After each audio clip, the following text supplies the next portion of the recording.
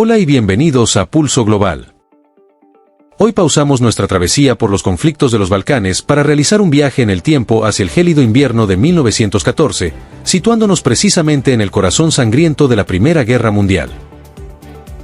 Nos ubicamos en el frente occidental, en un punto ciego de la narrativa oficial de los imperios, donde la lógica de la muerte y la maquinaria de destrucción industrial fueron derrotadas, aunque fuera por un instante, por la simplicidad de un balón de fútbol y la melodía de un villancico. Este es el segundo capítulo de nuestra miniserie, El partido que inició una guerra o la paz. En este episodio, exploraremos cómo, tras meses de carnicería en las trincheras de Flandes y el norte de Francia, miles de soldados decidieron ignorar las órdenes de sus altos mandos para protagonizar el acto de desobediencia civil más hermoso de la historia contemporánea. Analizaremos cómo un deporte que apenas se estaba profesionalizando se convirtió en el único lenguaje universal capaz de silenciar los fusiles y humanizar al enemigo en la llamada Tierra de Nadie. No se trata solo de un partido, es el análisis de una tregua espontánea que desafió la geopolítica de la época y demostró que, bajo el barro y el uniforme, el pulso de la humanidad seguía latiendo con fuerza. Pulso Global. Despierta el debate. Desafía lo que crees.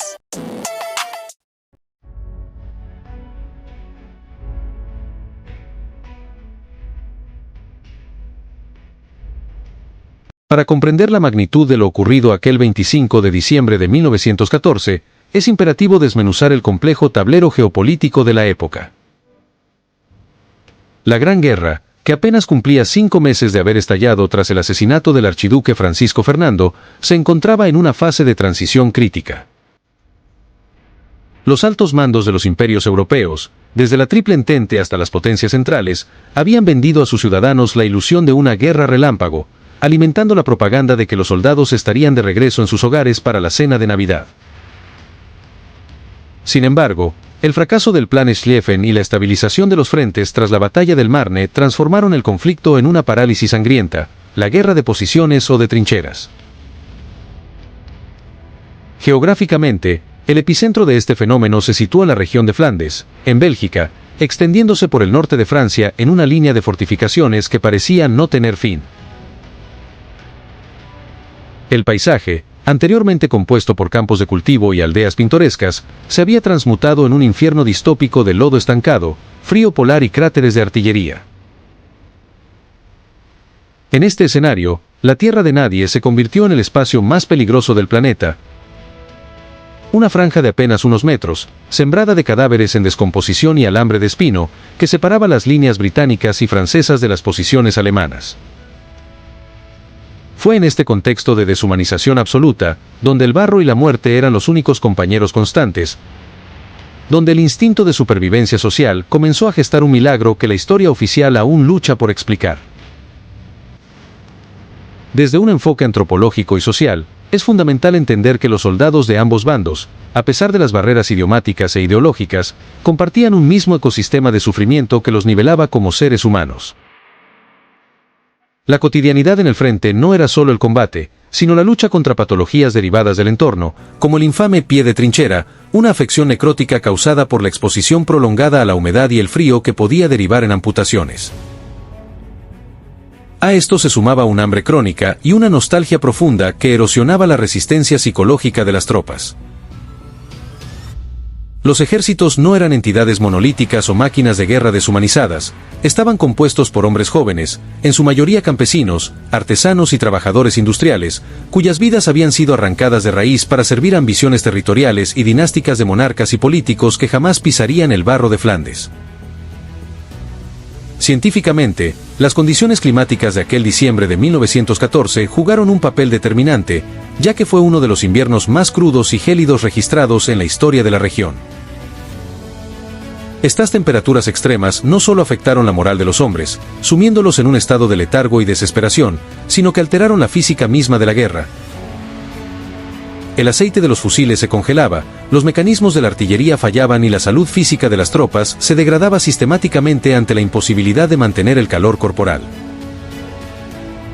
Esta vulnerabilidad biológica compartida fue, paradójicamente, el catalizador que permitió a los soldados reconocer en el enemigo a un igual, alguien que también temblaba de frío y soñaba con el hogar, sentando las bases para que el instinto de fraternización superara, aunque fuera por unas horas, al adoctrinamiento militar.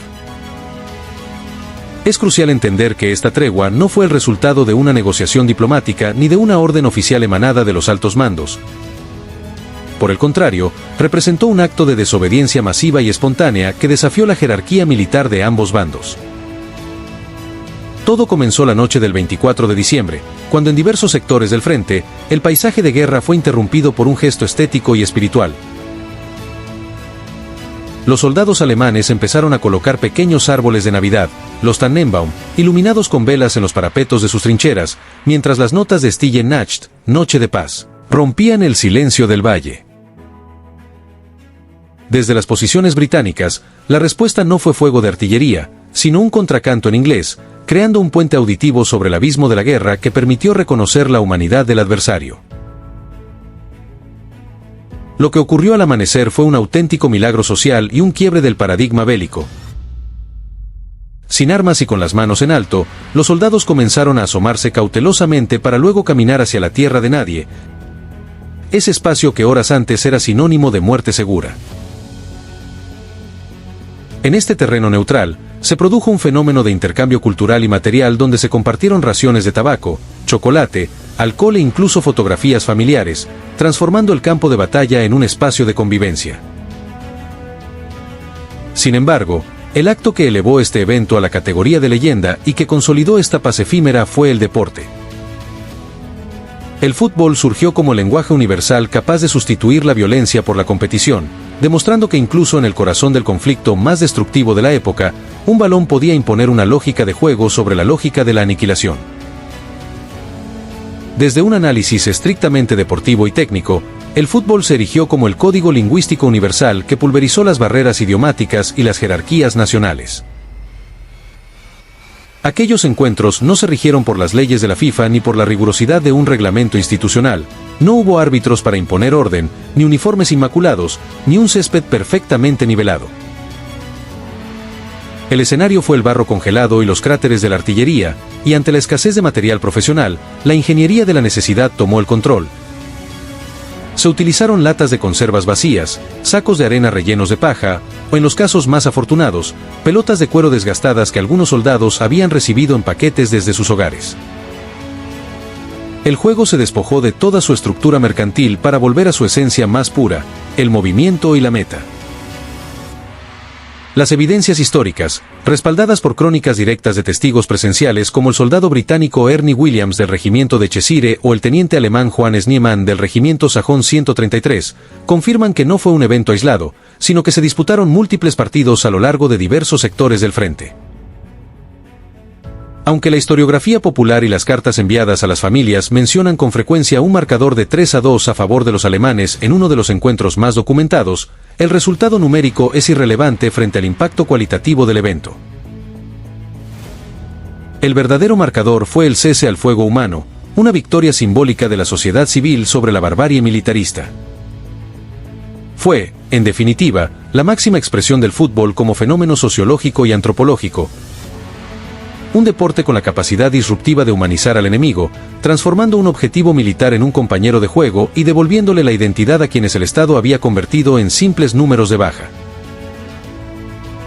Desde una perspectiva estrictamente geopolítica y de estrategia militar, esta tregua representó un colapso absoluto de la disciplina y un desastre táctico para los altos mandos de ambos bandos. Para los generales y estrategas sentados en despachos lejos del barro, el hecho de que sus soldados estuvieran compartiendo fotografías de sus esposas e hijos, intercambiando botones de uniformes y disputando un balón de fútbol con aquellos a quienes tenían la orden de aniquilar, no era un milagro, sino un acto de insurrección que amenazaba con desmantelar el esfuerzo bélico nacional. La reacción de las cúpulas militares, tanto en Londres como en Berlín, fue inmediata y de una brutalidad ejemplarizante. Se emitieron órdenes estrictas que prohibían cualquier tipo de fraternización futura bajo la amenaza directa de ser juzgados por alta traición y ejecutados ante un pelotón de fusilamiento. La maquinaria de guerra no podía permitirse la empatía, por lo que las represalias fueron tanto administrativas como físicas. Las unidades que habían participado en los partidos de fútbol fueron identificadas y redistribuidas sistemáticamente. Muchas fueron enviadas a los sectores más letales y activos del frente para limpiar su moral, o reemplazadas por tropas frescas que aún no habían sido contaminadas por la humanidad del adversario. Se aplicó una censura férrea sobre las cartas que mencionaban la tregua para evitar que la población civil cuestionara la necesidad del conflicto. Sin embargo, el hecho histórico quedó grabado. El fútbol había logrado lo que la diplomacia internacional y los tratados secretos fueron incapaces de conseguir: una paz orgánica y espontánea de pocas horas que servía como una denuncia silenciosa contra el sistema. Fue la prueba fehaciente de que los pueblos, los campesinos y los obreros no deseaban la carnicería que sus líderes les habían impuesto por intereses territoriales, demostrando que un simple balón de cuero tiene el poder de silenciar, aunque sea momentáneamente, los cañones de un imperio. Como hemos visto, la tregua de Navidad de 1914 no debe entenderse simplemente como un cuento de hadas en medio del horror, sino como una lección científica, sociológica y profundamente humana sobre la psicología de las masas y la resistencia del espíritu individual frente al adoctrinamiento estatal. Fue el momento exacto donde la paz, valiéndose de la estructura lúdica del deporte, logró ganar una batalla corta en una guerra industrializada que se extendería por 4 años más, cobrando la vida de más de 9 millones de combatientes y transformando el mapa del mundo para siempre. Este evento nos obliga a cuestionar la fragilidad de las fronteras ideológicas cuando un balón entra en juego. Fue la prueba de que el fútbol puede funcionar como un catalizador de humanidad incluso en las condiciones más hostiles del planeta. Sin embargo, mientras en 1914 el fútbol trajo una tregua de paz, en otros rincones de la historia el balón fue utilizado como un arma de resistencia final donde la derrota no era una opción deportiva, sino una sentencia de muerte. ¿Crees que si los soldados de 1914 hubieran tenido acceso a la información global de hoy, se habrían negado definitivamente a retomar las armas tras el partido? ¿Es el deporte la única herramienta capaz de unir a dos enemigos en pleno combate, o existen otros fenómenos sociales con ese mismo poder? ¿Hasta qué punto los altos mandos militares de hoy siguen temiendo que la empatía entre soldados detenga sus intereses geopolíticos?